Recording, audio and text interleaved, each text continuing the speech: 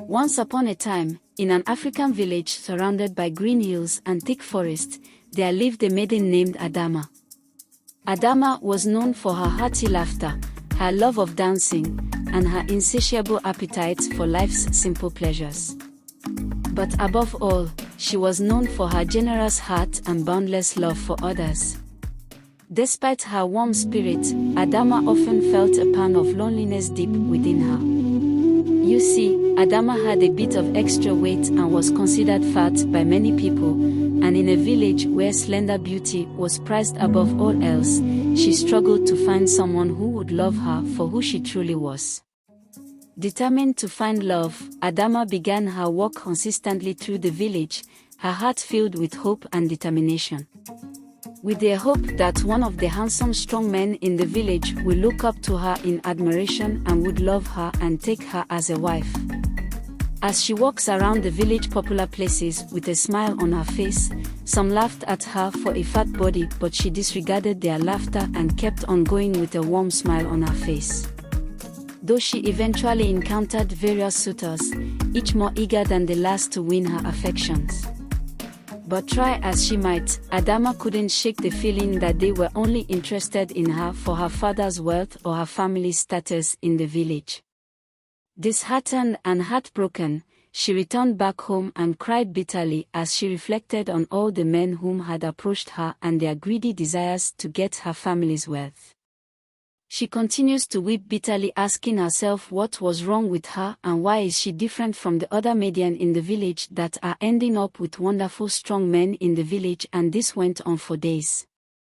So one day her mother asked her to meet an old widow in the village with whom she agreed to go. The next day Adamma went to visit the old widow named Neka, the village elder renowned for her wisdom and insight. With a gentle smile, Neka welcomed Adamma into her humble abode, but there was a little problem. Adamma was too fat to pass through the door to Neka's hut, so they had to sit outside. Neka then asked Adamma, "What is the problem, my daughter?"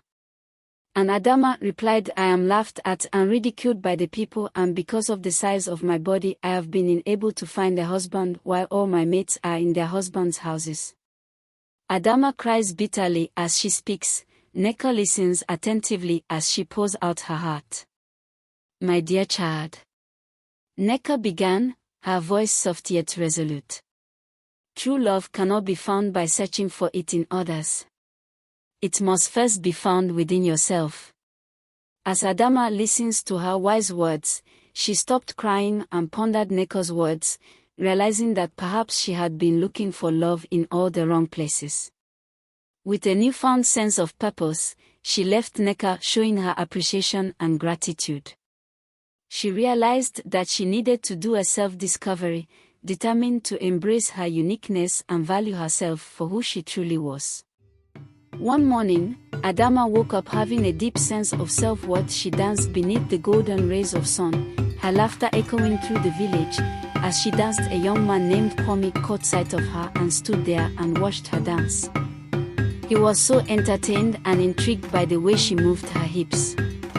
Unlike the others, Kwame saw beyond Adamma's outward appearance and was captivated by the joy and kindness that glowed from her heart.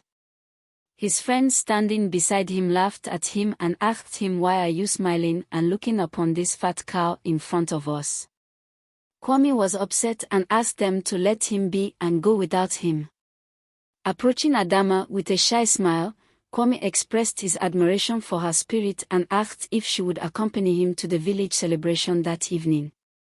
Overwhelmed with happiness, Adamma accepted Kwame's invitation, her heart soaring with newfound hope and excitement.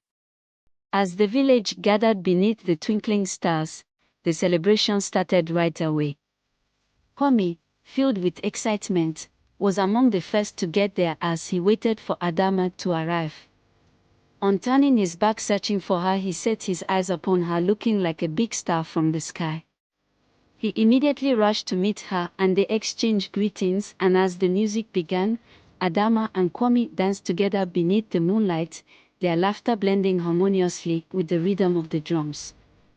In each other's arms, they found a love that transcended physical appearance, a love built on mutual respect, admiration, and acceptance.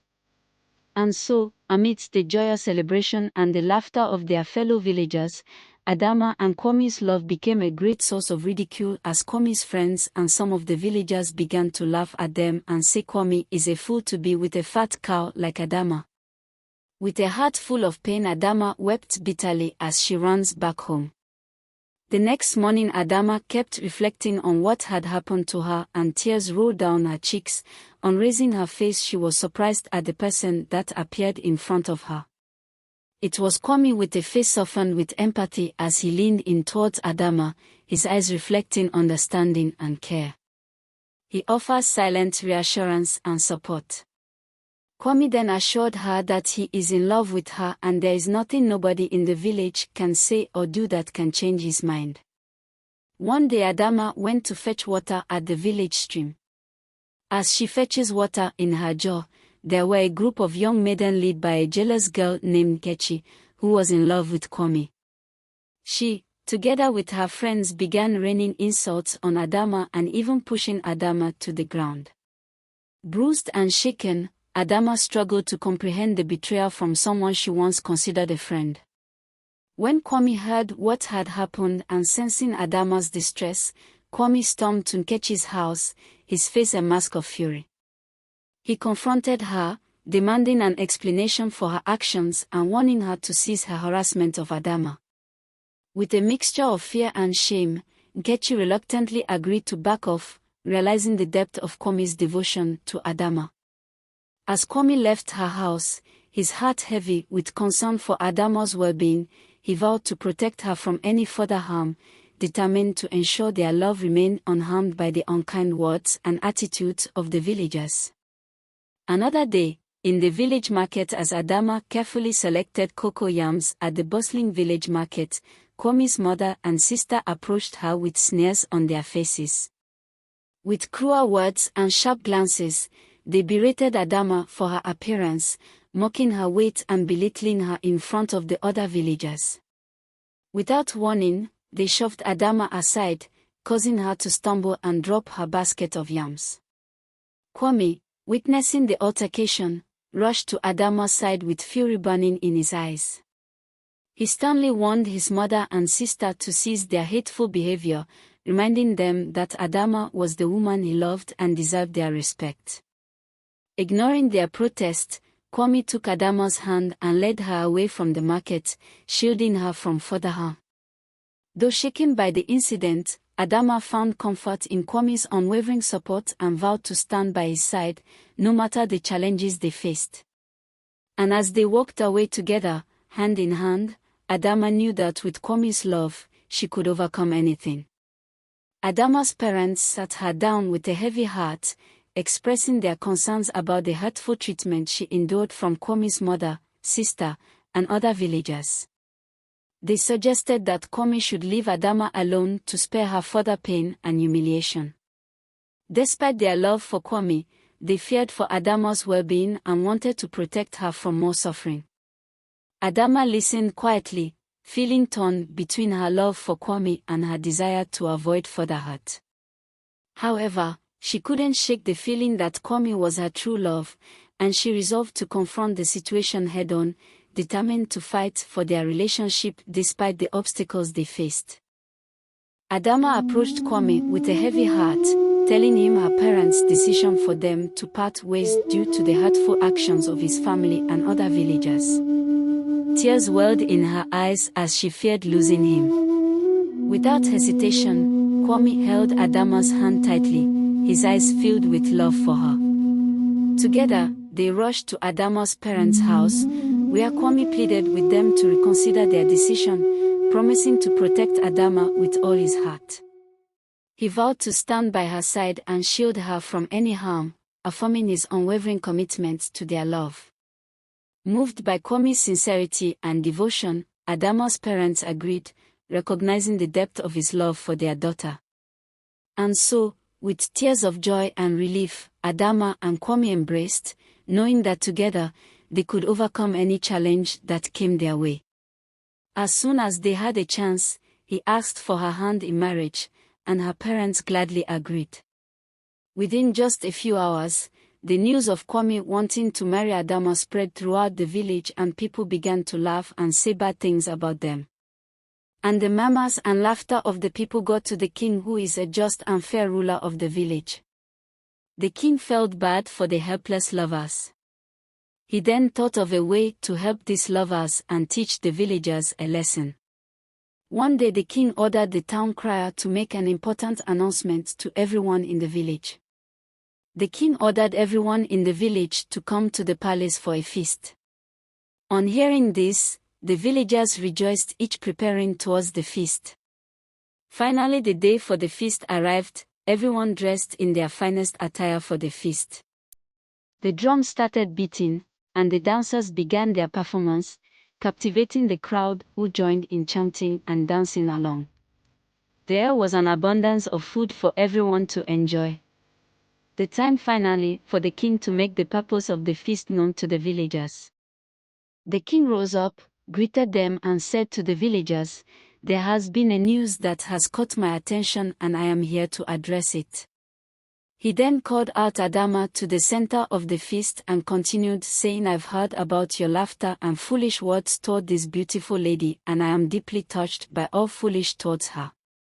So, now that she is here, is there any of you would want to marry her?" The crowd remained silent and all the young men looked down. But amidst the crowd someone with a loud voice echoed, "Yes.